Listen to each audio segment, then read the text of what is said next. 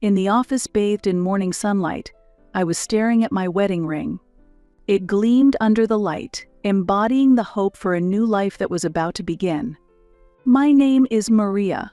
I am 28 years old, and I work at the company my father manages, known as the president's daughter. Fearful of being labeled as a nepotism hire, I have been working desperately to build up my achievements since joining the company. Now, many employees recognize my capabilities. The person who has been my support is my husband, Raphael, who joined the company in the same year as me. Since he was assigned to my team, he has always been willing to offer advice and support. Raphael, diligent and competent, is highly regarded within the company, and even my father has given his full approval. Things moved swiftly, and soon we were meeting with his family. I met his stepsister Rena for the first time at a meeting after our engagement. Though still in her early 20s, she gave the impression of being beautiful and intelligent. However, there was something cold lurking in her eyes. "You are going to be my brother's wife," she said. Rena's words were polite, but there was a dismissive tone to them. I had heard that Raphael lost his father when he was young and had been living with his mother. There was no mention of Rena.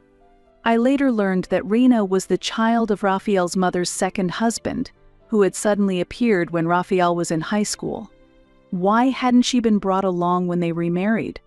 The question crossed my mind, but I hesitated to ask for more details.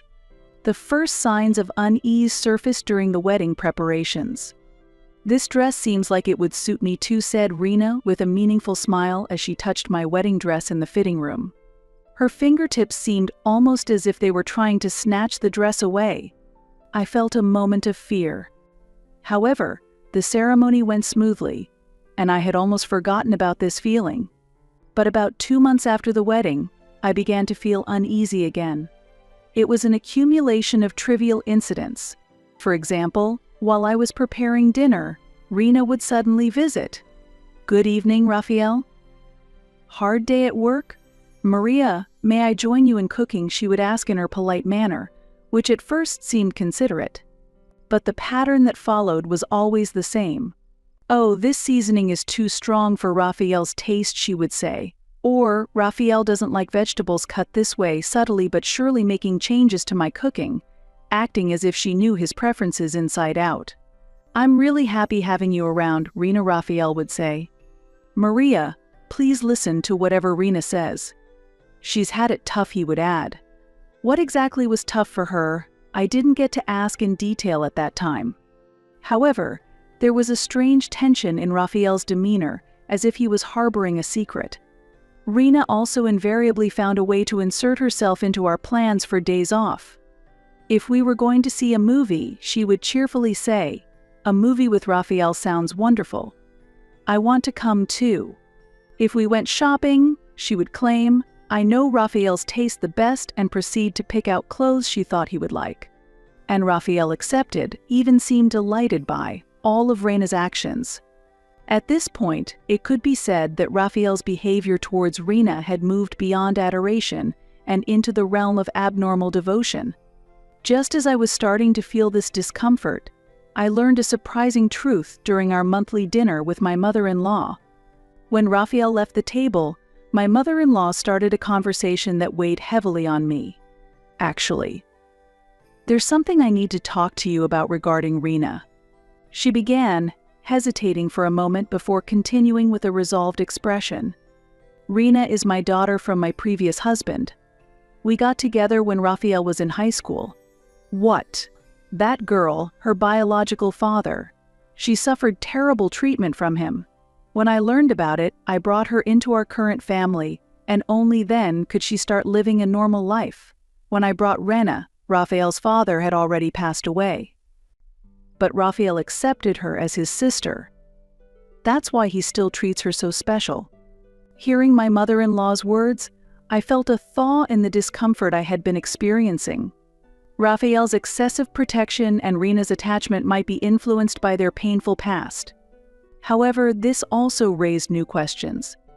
Why hadn't Raphael told me about this before we got married? A few days later, I decided to ask Raphael directly.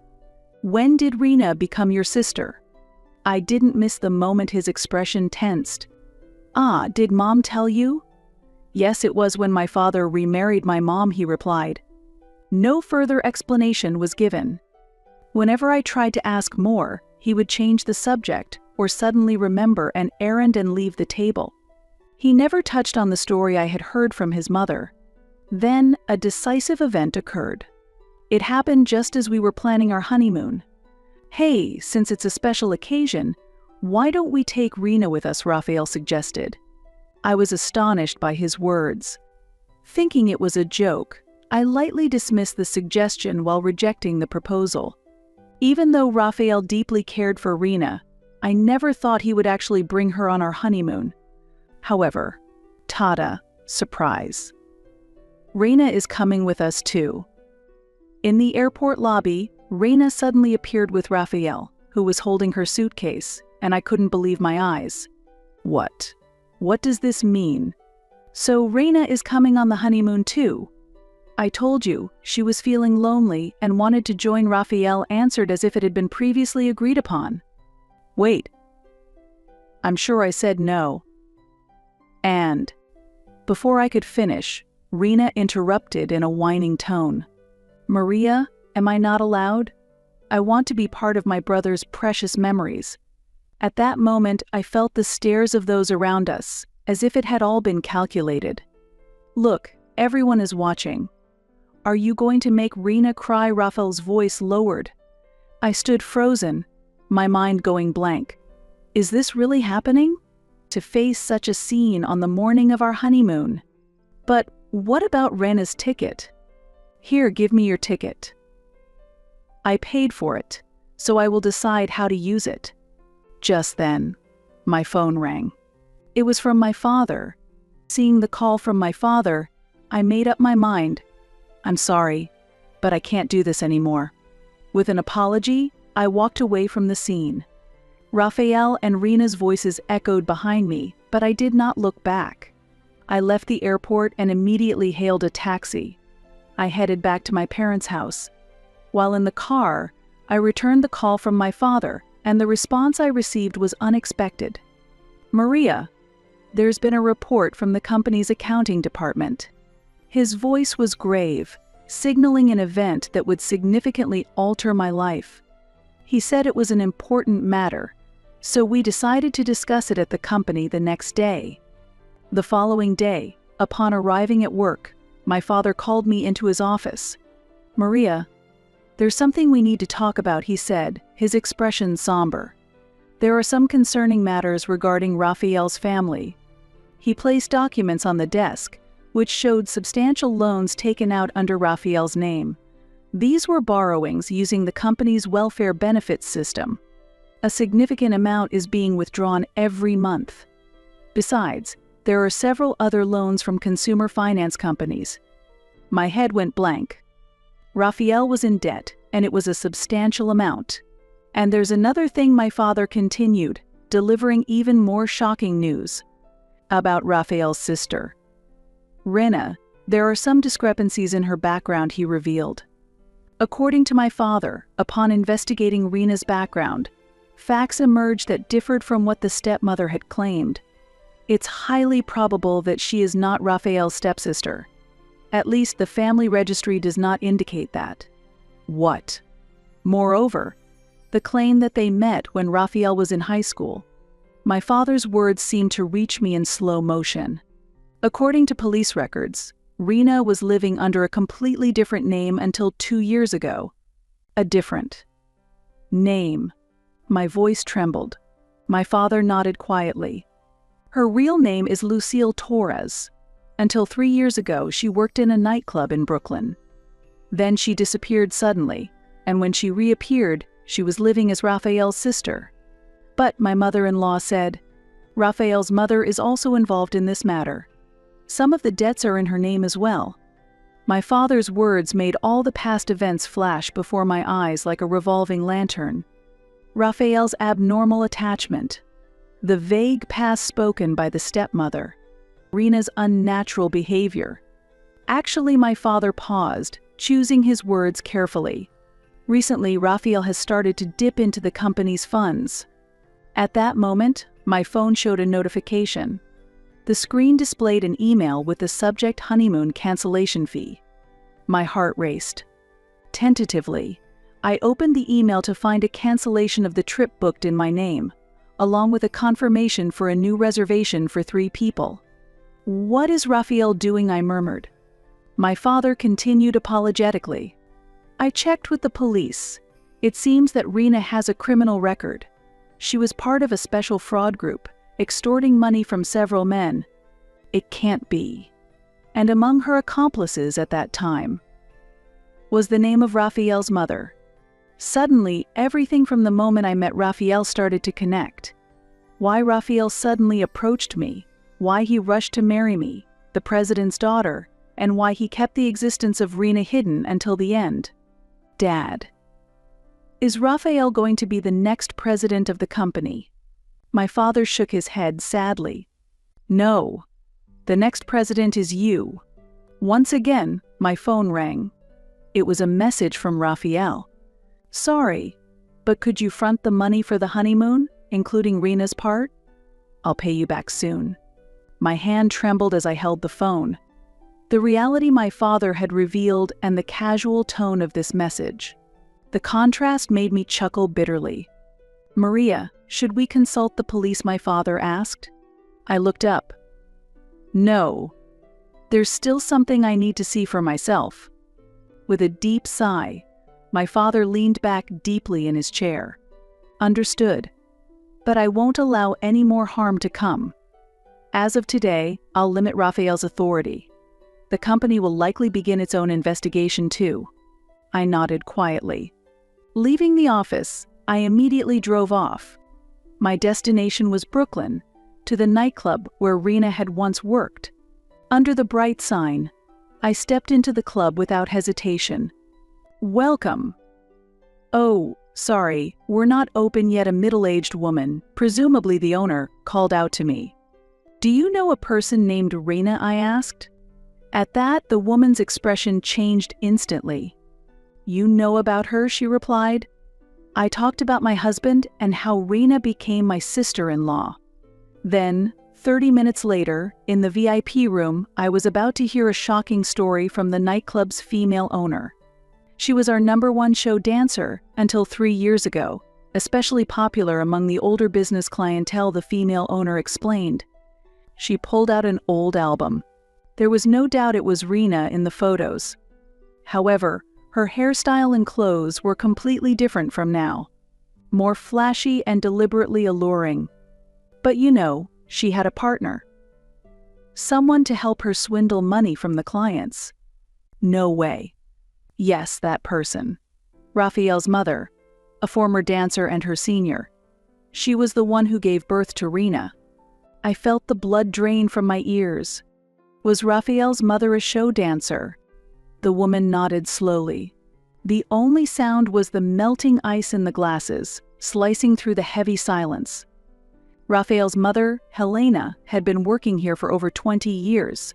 She gave birth to Rena at 19 and struggled as an unmarried mother all those years, she said, with a sigh, reminiscing about the past. Then Raphael's father appeared. A serious company employee who treated the single mother Helena kindly. They got married, and Rena was sent to a facility. A facility? Yes. She wanted to start a new life. But it seemed they were always short on money. Her husband's salary was average for a business person. Helena continued to play the role of a good wife and mother in front of Raphael and others, secretly continuing her night job. As she tipped her glass, the female owner continued. After Raphael's father passed away, she became desperate. Couldn't make ends meet with just the survivor's pension. That's when she reunited with Rena after a long time. After leaving the facility, what happened to Rena? She followed in her mother's footsteps and started working here. But she did more than just dance. She began swindling wealthy men, essentially.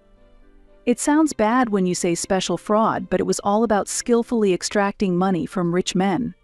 The puzzle pieces in my mind were fitting together one by one. Helena and Rena were a skilled mother-daughter team. But then they suddenly stopped coming. The next thing I heard was that Rena had started living as Raphael's sister. Why suddenly? The police were getting stricter. They must have thought it was getting risky to continue. That's when they came up with this plan. The owner looked me straight in the eyes. They targeted your company's succession issue. The plan was to make Raphael president and then freely use the company's money. But Raphael was being deceived, wasn't he? Before I could finish, the owner quietly interrupted me. Raphael knew everything from the start. He knew the real Helena and that Rena had been a show dancer. Because, after a moment's hesitation, the owner delivered the final blow. Raphael used to come here often since he was in high school, helping his mother with her job. Since high school. My voice cracked. Yes.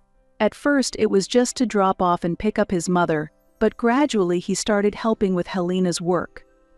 Having a young, clean-cut high school son was a convenient setup to gain the client's trust. Memories flashed through my mind like a whirlwind. Raphael's meticulous nature, his smart demeanor, how he managed his relationships. These weren't innate traits but skills honed in this world. Maria, you can see why you were targeted, right? Her words left me nodding silently. My family runs a company. I am an only daughter. Succession issues. My situation must have seemed like the perfect prey to them. But you know, the owner continued with a sigh. I think Raphael was really suffering too. It was as if he had been brainwashed by Helena. What do you mean? After his father died, Helena completely dominated Raphael. She threatened him with abandonment unless he obeyed her. Making him accept Rena as his sister was part of that too. The owner's hand trembled slightly as she set down her glass. It was all planned from the beginning. To insert Rena as Raphael's sister and get close to your company. Meanwhile, Helena and Rena were erasing evidence of their past misdeeds. Raphael and me, I stumbled over my words. Was there any real emotion in this marriage? That. You probably know best, the owner said with a gentle smile. One thing I can tell you is that Raphael started coming here often after meeting you. He would drink alone, saying he needed to talk. Talk? Yes, he would wonder what really is a family. At those words, tears welled up in my eyes. Once again, my phone vibrated. A new message from Raphael. Tonight, I need to talk. Can you come to my parents' house? I took a deep breath and pressed the intercom at Raphael's parents' house. It was just past 8 p.m. After hearing the story at the club, I had spent a long time in my car. Deciding whether to return home or come here was a decision made after much deliberation. Oh, Maria. The door was opened by Rena. Gone was her usual demure appearance, replaced now by flashy makeup and clothes. Apparently there was no need to hide anymore. We've been waiting for you. In the living room, Raphael and Helena were sitting. On the table, there were familiar documents. Details of the honeymoon cancellation fees and a copy of the new reservation. And even documents that could serve as evidence of misappropriation from the company. Sit down. Raphael's voice sounded hollow. Don't worry about the money. I will definitely pay it back. Pay back? How? At my question, Raphael momentarily averted his eyes. Have you already dipped into the company's money? At those words, Raphael looked up. Did you know? Yes, I heard it from my father. But that's not all. I was just at Club Angel until recently. For a moment, the air in the room froze. I see. Surprisingly, Raphael slumped his shoulders in resignation. Then, there's no need to talk anymore. No, that's not it. I interrupted firmly. I want to hear it from you. Everything. Raphael sighed deeply. Beside him, Helena clicked her tongue in displeasure. Talking won't change anything. You'll just go to the police anyway. Helena. I cut off my mother-in-law's words and stared straight at Raphael. What I'm asking for is your true feelings. Was there any truth in our marriage at all? Truth. Raphael gave a bitter smile. At first I just did as my mother told me. But, Raphael, Helena raised her voice sharply. However, for the first time, Raphael ignored his mother's interruption. But as I spent time with you, I started to wonder what a real family is. Seeing you live your life so earnestly every day made me feel ashamed of my own. Brother, what about our promise? This time, Rena interjected. Her voice lacked any trace of her previous demure act. Enough about promises, Raphael said wearily. Enough from both Mom and Rena. It was then. Helena suddenly stood up and grabbed the documents on the table. This is the evidence, right? Of the misappropriation of funds from the company. What are you planning to do? As I braced myself, Helena held the documents to her chest with a cold smile. It's simple. If I take these to the police, Raphael's life is over. But if you quietly accept this honeymoon situation... Mom, stop it, Raphael shouted. Why should I stop? I've done all this for you. Helena's voice trembled. I did it. For your future. To marry you off to this girl and take over the company. You just imposed what you wanted on me. Raphael's words twisted his mother's face. What did you say? Mom, you just forced your unfulfilled dreams on me. Raphael's voice was calm but firm. Marrying rich people and taking over a company. Those were all your dreams. If you had married someone other than Dad, maybe by now, you've been manipulating me thinking that, haven't you? No, I did it for you. Really for me? And pushing Rena on me as my sister. At those words, Rena stiffened. Brother, stop it. Let's end this charade. Raphael looked straight at Rena. Didn't you also not want to do any of this? A flicker of doubt appeared in Rena's eyes. Following Mom's orders, continuing as a show dancer, engaging in almost fraudulent activities. Was this the life you really wanted? Shut up, Helena screamed, holding the documents aloft. Raphael's life depends on me. You wouldn't want this to go to the police, would you, young lady? I quietly stood up. Then you should take them. What?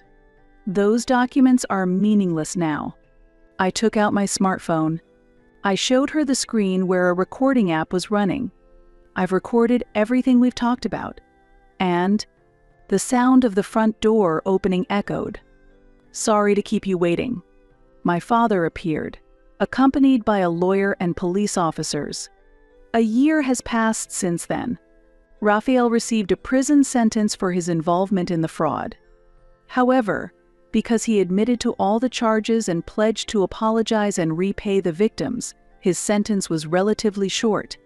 Helena received a heavier sentence. Further accusations from past victims followed, and the egregiousness of her schemes was brought to light. And then there was Rena.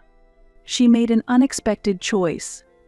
I think I want to live honestly, she said, tearfully, just before being arrested. Just like Raphael said, this isn't the life I wanted. Ultimately, she chose to cooperate with the investigation as a witness. She is now in a rehabilitation facility, taking her first steps towards a new life. I ended up inheriting the company.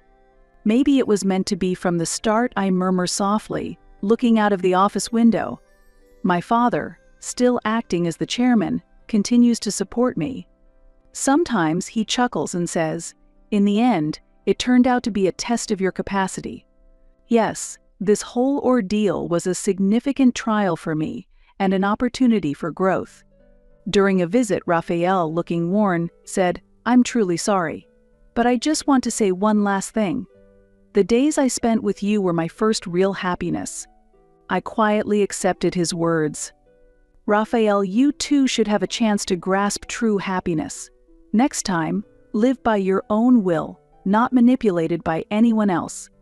Outside the window, the wind signals a new season. I take a deep breath. No matter what challenges lie ahead, I will not hesitate. Choosing my own life is the biggest lesson I've taken from this experience.